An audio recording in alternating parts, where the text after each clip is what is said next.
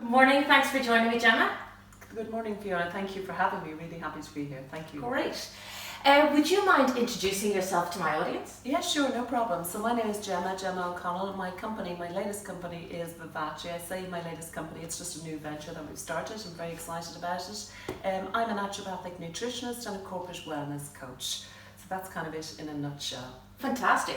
Would you like to tell me a little bit about your career to date, how you've got to Vivace today? Sure, absolutely. So I left school back in the 80s and really had no idea what I wanted to do. Was told that I was good at languages and was told I'd be good with computers. So got it into my head that I wanted to become a computer programmer and went off, became a computer programmer and realised very quickly that me and the computer, I wasn't happy in that environment. I really needed to be dealing with people. And I had a summer job where I was dealing with people and absolutely loved it. So stuck with that for a couple of years, moved into sales actually, which was very, very exciting, and joined a company and had an international career then over a span of 10 years. So I was in London, New York, working with this company in the financial services area. And I always said it was an amazing time, but I always said it wasn't me. On Wall Street, selling to bankers, financial institutions, and really, really exciting time. But there was something more. And so in mid to late 90s, I was home actually, it was a really, really hot summer, and my mum had arthritis, and she had been with this amazing doctor in Ranelagh, Dr. Clemens, and he had actually detoxed her, put her on an elimination diet and slowly reintroduced the foods to see what was agreeing with her. So on this really hot day, we ate an ice cream, the two of us ate an ice cream, and she had been off dairy. And as she was eating the ice cream, we could see the reaction coming up in her hand, just on the palm of the hand, yeah. And so at the time I was living in New York, I was didn't eat particularly healthy. I ate out an awful lot.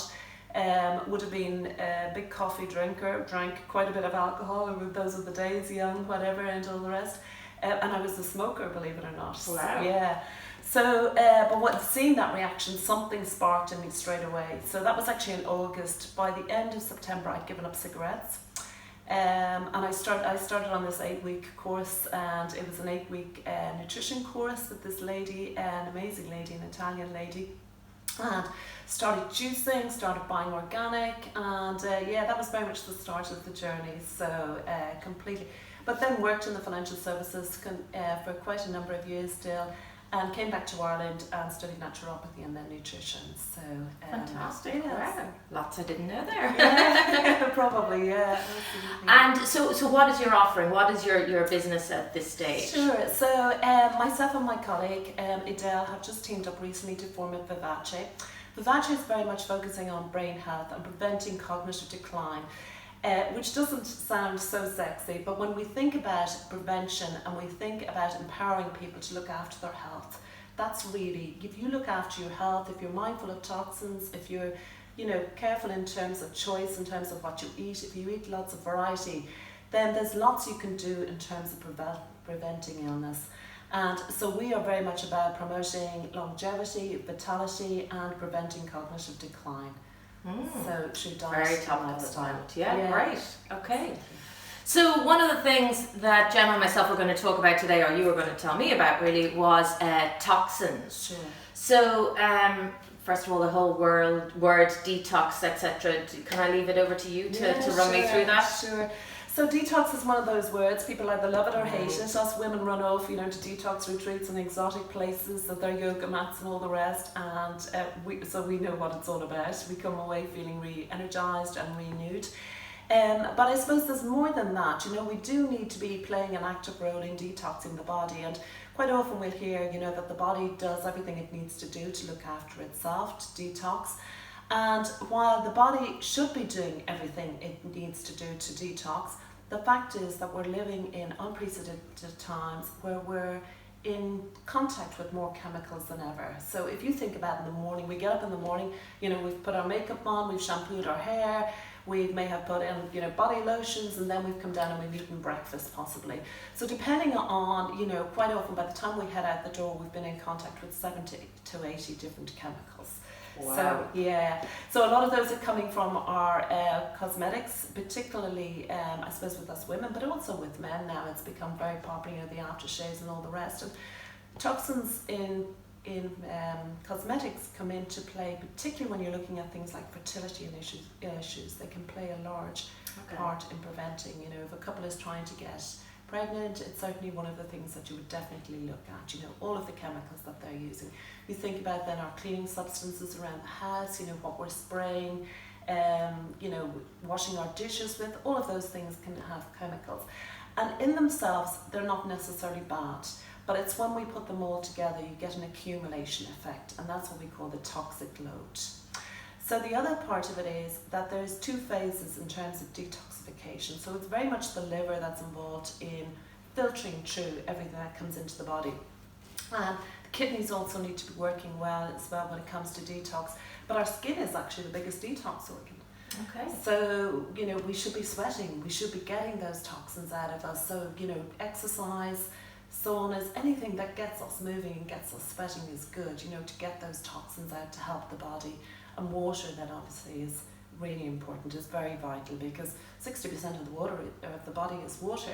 So if you're not drinking enough water, you're not going to be able to flush out those toxins. So, and what happens with toxins? Toxins have an ability to damage the cell membranes and reduce our ability to detox. So that's why it's something that we need to be proactive in. We need to be mindful of what we're putting into the body, on the body, and using in our homes and our environments. Is there any way to measure toxic load that? There is, well, there are a couple of ways. It's not the easiest thing, quite frankly, to do, but you can do urine tests, and there's also a hair mineral analysis test. Personally, the hair mineral analysis test doesn't have the science behind it. A lot of people aren't particularly keen on it. Personally, I've measured it with the a load test, whatever, and the results have been exactly the same. So it is one that I do go by, and it's a very simple test. So literally you just send off, you cut a hair at the root and send it off to the lab, and they come back and they'll tell us what the toxic elements are. Actually gives a lot of really good information as well, so it's good. And is there a directory of chemicals, or where people can put in their, the particular deodorant or shampoo or cleaner that they're using and find out? Yeah, sure. There is in the US. There's a group called the Environment Working Group, which are really, really powerful. So ewg.org is that website, and that gives us an awful lot of information about. So absolutely. Now your brand may or may not be listed there, but you can look up individual components as well, and there are a lot of they have a large database with a lot of brands listed. Yeah. So you say that it's the way the chemicals all act together. So is there somewhere then that you can punch in the ones that you have and see what your cocktail is, or? Not that I'm aware of, quite frankly. Okay. Not that I'm aware of. But if we think about the food chain, one of the big ones that we have an issue with, and may have heard of, is glyphosate and Roundup. Mm-hmm. So Roundup is used by farmers. In this country, we actually import an awful lot of grains. And what we do know is that 60% of those are genetically modified, right? So people think they're not eating genetically modified foods, okay? And they have been sprayed with Roundup. So the fact is that glyphosate, and the glyphosate is made so that it doesn't kill the crop, but it kills the weeds around it. Mm-hmm. So when we eat the crop, we eat the wheat, or we drink beer, for example, where wheat would be used. But it's also used in things like corn, it's used in soya, it's used in lots of different vegetables. So when we get them, the glyphosate is in contact. So it's very difficult. I mean, glyphosate is turning up in water. It's apparently believed that the Germans are aware that they have glyphosate in all of their beers, which they're not happy about. So it's a nasty one, yeah. So it's something that we need to work on in terms of be more mindful, And there's a thing also called the dirty dozen. So those are the vegetables, in particular, vegetables and fruits that are most heavily sprayed. So that's something you'll find on the Environmental Working Group. So, I mean, not everybody can afford to eat organic, although I always say, if you can seek out a farmer and develop a relationship with the farmer, and also with your butcher, and ask them about the processes in terms of how they're growing their crops. Are they importing? is the cattle grass fed? You know, the lambs, you know. Lamb, I mean, when we talk about lamb, actually lamb is a really, really clean meat, because what do lambs eat? They eat grass. Yeah. So if it's coming from someplace like Connemara, that, you know, the sprays aren't being used. So you'll taste the difference in the food. It's amazing, yeah.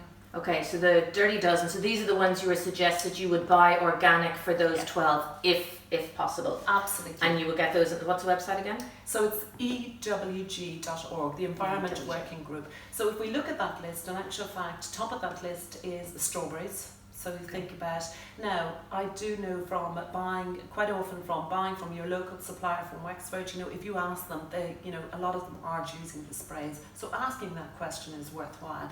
But certainly if I was going into the supermarket, I would be looking to buy organic strawberries. Yeah, spinach is another one. So, and we know, of course, there's been a big craze with spinach, you know, adding spinach to smoothies, and it's a green, it's really, really good for us. But it's very heavily sprayed. So it's something like spinach. I mean, some vegetables, you can peel them, you know, you can scrub them, you can clean them pretty thoroughly. But something like spinach, you know, it's pretty difficult to clean. So definitely would be better eating organically. Here's a question. Is it heat resistant? So if you're cooking your spinach, are you okay, or do you not? I would say not, quite frankly. Okay. It's a good question. I mean, you may lose some. Actually, speaking of heat, because heat can also cause toxins. You know, when you think of things like barbecuing, and particularly if a piece of meat is charred, you know, that wouldn't necessarily be great. It's carcinogenic, we do know. So just keeping temperatures can play a role in adding to the toxic load. So things like crisps, things like crisp breads are baked at very, very high temperatures. And when they are heated at those high temperatures, they develop a thing called acrylamide, which is toxic. We do know that it's carcinogenic. So being mindful of the brands and just reducing, if it's something that you do like your crisps, just reducing the quantity, you know, that you are eating, looking at your labels, seeing what's in there, because fats as well are very unstable with light heat and air, so should be stored properly. And you want good quality oils used, you know. If we think about a regular vegetable oil, I mean, if a package or a label says vegetable oil, the chemical process, there's 7 different chemical layers that have to happen to clean that oil. So you think about your oil, you're not thinking that there's chemicals in it. You're thinking it's vegetable oil, it's come from vegetables, so it's got to be healthy. But in actual fact, no. And it's very unstable with light and heat also. Okay. So cooking at lower temperatures, if possible, adding water, steam frying things, steaming, you know, gentle temperatures. Okay, great. And so one of the things that I always ask is, can you give 3 tips based on your experience that my audience can use and apply to their daily life to live a healthier life? What would they be? So absolutely, check out the Dirty Dozen. There's also the Clean 15. So those are the vegetables and fruits that are okay, not eaten organic. So that's things like avocados, for example, are on that list. So check that out at the environmentworkinggroup.org. I would say fasting overnight for a minimum of 12 hours. So we tend to eat a lot all the time. Every time we eat, we're raising insulin. And the body's not getting a chance to detoxify and, you know, to rest and digest. So fasting for a minimum of 12 hours overnight. So if you finish your last meal by 7-8 o'clock in the evening, and not eating then till 8 o'clock the following morning. And if you can extend that fast, all the better, because we do know it induces a process called autophagy, which cleans up the system, the body, so it mops up the cells. And then last, I would say, eat a variety of vegetables, and particularly eating a variety of food is key when it comes to nutrition, because, you know, we tend to go down a particular route of eating the same food all the time. We buy the same things. We go into the supermarket, excuse me, and purchase the same products all the time. And, you know, maybe quite often we might even eat the same thing every Monday, Tuesday, Wednesday, Thursday, right down to our vegetables. So eating a variety and eating local and in season, you know. So if we look at the moment, you know, we've got, you know, the apples, things that are in season, you know, and keeping away from things that are imported and that. So buying local and in season. Because I love celeriac cauliflower mushrooms. You will get all year round in Ireland. Fabulous. Interesting. Interesting. That's interesting. I didn't know that. Yeah, so you'll get those. And then each month I do a video on what's in season to try and help, because we tend to import so many. So that's great. So the first one was The Dirty Dozen and the Top 15? The Dirty Dozen and the Clean 15. And the Clean 15, So those are the okay. vegetables and fruits that are not sprayed so much. Okay. And then we have the fasting for minimum 12 hours, which I usually try and do, and I love that. Very good. And the third one was eating a variety, so maybe like particularly vegetables, eating a rainbow, and in season local if possible. Absolutely. The fact is we don't eat enough vegetables. We've gone away, we've moved away and from eating vegetables, and vegetables are where we get our minerals and vitamins, so really, really powerful and really effective. So it's really important to get them into the diet. Half the plate minimum should be vegetables. Great. Thank you. So what's next for Vivace? So a very exciting time. We're only 6 months, not even 6 months, as Adele keeps reminding, 3 months at this stage. So we need to work on the website, so we're very much aware of that. At the moment we're strategizing, looking at the year ahead. We will be going into the corporate market, really excited with that, and we hope to have an online product in 2020. So so lots happening. Yeah. Great. Yeah. And so I always like to ask my guests, your last meal, what would you choose? So I'm a real brunch girl. It would definitely be brunch. I love my eggs, I love my avocados. I know they've come with a lot of air miles and they're not local and in season. But I would have to say there used to be the Fumbly Cafe actually in Dublin, started in the Dublin Food Co-op, and out of a small little corner where they ran that cafe, and they used to do a thing called Amazing Eggs, which was amazing. And so that was your poached eggs on sourdough with your avocado, tomato, chili flakes, goubine cheese and garlic. And divine. Delicious. Yeah, absolutely. When I tell you that I would drive from Cork to get that, yeah, absolutely. And then and a coffee, of course, an Americano. Okay. So, yeah. Fantastic. Great. Would you mind telling my audience where they can get in touch with you if they would like to follow up? Absolutely. So Vivace is Vivace. So www.vivace.ie. Also Gemma@vivace.ie. And you can contact me on mobile 087 355 3664. Super. Thank you so much. And thank you, Fiona. Really appreciate it. Thank you. Thanks for watching today's video. I hope you enjoyed that interview with Gemma. So much information there. Don't forget to like and comment below. And if you haven't subscribed, please do.